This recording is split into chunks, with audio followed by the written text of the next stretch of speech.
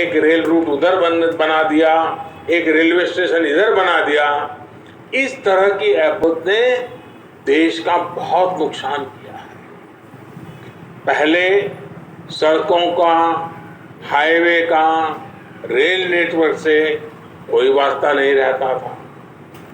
Rail का port से और पोर्ट का एयरपोर्ट से कभी नाता नहीं रहता था। 21वीं सदी का भारत, 21वीं सदी का बिहार अब इन सारी पुरानी कमियों को पीछे छोड़कर आगे बढ़ रहा है। आज देश में मल्टी मॉडल कनेक्टिविटी पर बल दिया जा रहा है।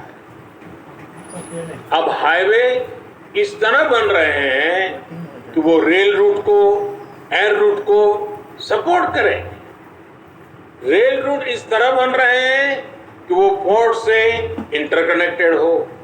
यानी सोच यही है कि यातायात का एक साधन दूसरे साधन को सपोर्ट करे। इससे लॉजिस्टिक को लेकर भारत में जो समस्याएं रही है वो भी बहुत हद तक दूर हो गई।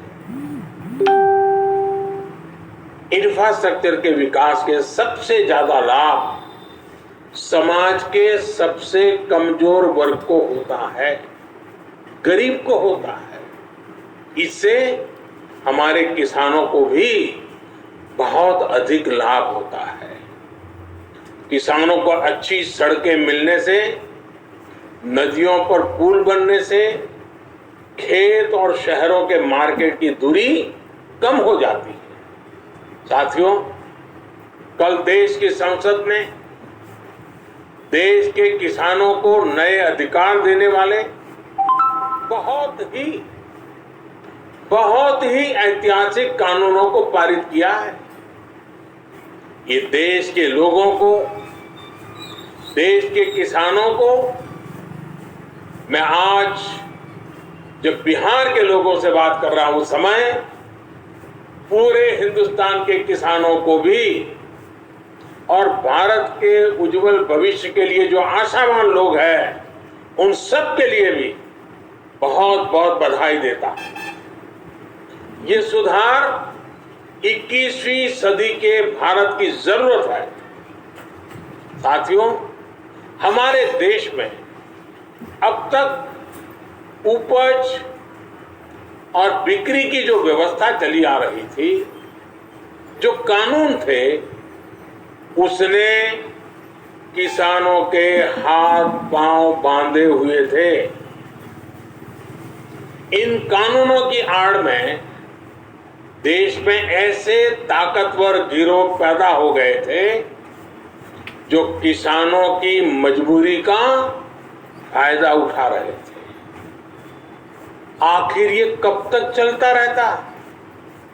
और इसलिए इस व्यवस्था में बदलाव करना आवश्यक था और ये बदलाव हमारी सरकार ने करके दिखाया है। नए कृषि सुधारों ने देश के हर किसान को ये आजादी दी है कि वो किसी को भी कहीं पर भी अपनी फसल, अपने फल सब्जियां अपनी शर्तों पर बेच सकता है। अब उसे अपने क्षेत्र की मंडी के अलावा भी कई और विकल्प मिल गए। अब उसे अगर मंडी में ज्यादा लाभ मिलेगा तो वहां मंडी में जाकर अपनी फसल बेचेगा। मंडी के अलावा कहीं और से ज्यादा पैसा मिलता है, ज्यादा लाभ मिलता है तो वहां जाकर के बेचेगा। उसकी सारे बंधनों से मुक्ति दिलाने के कारण ये संभव होगा। अब सवाल ये कि आखिर इससे फर्क क्या पड़ेगा, आखिर इससे किसान को क्या फायदा होगा, आखिर ये फैसला किस तरह किसानों की आर्थिक स्थिति को बदलने में बहुत मददगार साबित होगा। इन सवालों का जवाब भी अब ग्राउंड रिपोर्ट से ही मिल रहा है। किसानों को मिली इस आजादी के कई लाभ दिखाई देने शुरू भी हो गए हैं, क्योंकि इसका अध्यादेश कुछ महीने पहले निकाला गया था। ऐसे प्रदेश जहां पर आलू बहुत होता है, वहां से रिपोर्ट्स है कि जून जुलाई के दौरान थोक खरीदारों ने किसानों को अधिक भाव देकर सीधे कोल्ड स्टोरेज से ही आलू खरीद लिया है।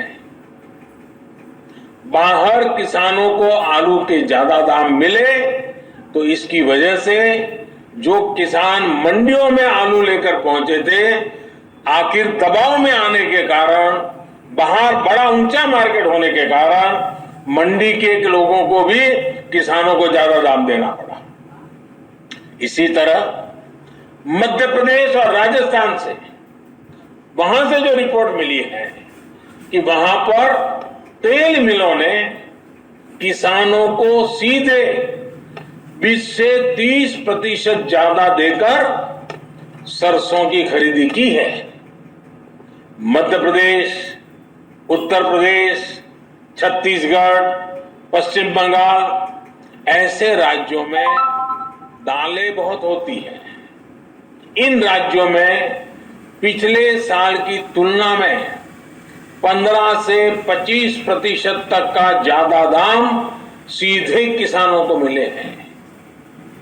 दाल मिलों ने वहां भी सीधे किसानों से खरीद की है, सीधे उन्हें ही भुगतान किया है।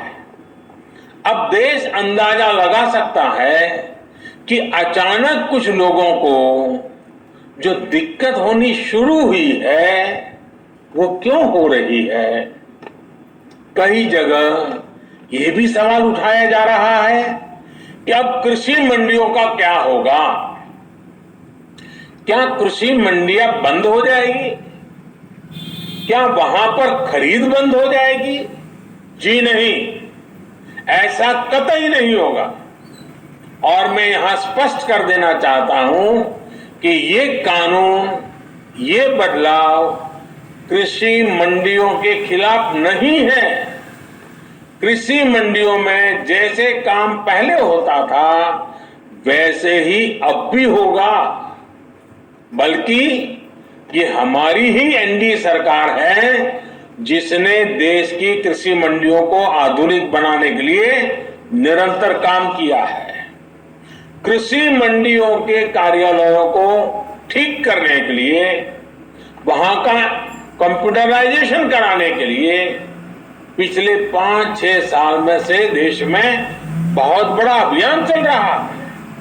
इसलिए जो ये कहता है कि नए कृषि सुधारों के बाद कृषि मंडियां समाप्त हो जाएगी, तो वो किसानों से सरासर झूठ बोल रहा है। साथियों, बहुत पुरानी कहावत है कि संगठन में शक्ति होती है। कृषि सुधार से जुड़ा दूसरा कानून इसी से प्रेरित है। आज हमारे यहां 85% से ज्यादा किसान ऐसे हैं जो बहुत थोड़ी सी जमीन उनके पास है। किसी के पास 1 एकड़, किसी के पास 2 एकड़, किसी के पास 1 हेक्टर, किसी के पास 2 हेक्टर। सब छोटे किसान हैं, छोटी सी जमीन पर खेती करके अपना गुजारा करता है। इस वजह से इनका खर्च भी बढ़ जाता है और उन्हें अपनी थोड़ी सी उपज बेचने पर सही कीमत भी नहीं मिलती है। लेकिन जब किसी क्षेत्र के ऐसे किसान अगर एक संगठन बनाकर यही काम करते हैं तो उनका खर्च भी कम होता है और सही कीमत भी सुनिश्चित होती है। बाहर से आए खरीदार इन संगठनों से बाकायदा समझौता करके सीधे उनकी उपज खरीद सकते हैं। ऐसे में किसानों के हितों की रक्षा के लिए ही दूसरा कानून बनाया गया है।